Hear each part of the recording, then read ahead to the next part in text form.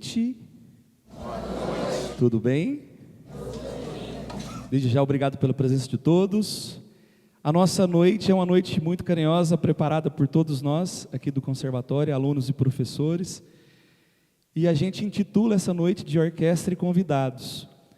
E a gente já desde o começo tinha alguns aqui que são amigos nossos da orquestra, amigos do conservatório, amigos pessoais, que estão aqui nos ajudando nessa noite, abrilhantando e acrescentando conosco. A gente esteve desde o começo na bateria, o Pio Júnior, uma salva de palmas para ele.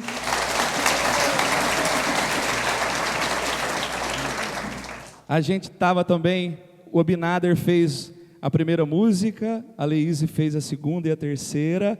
Eu quero uma salva de palmas calorosa para a Leíse e para o Abinader também.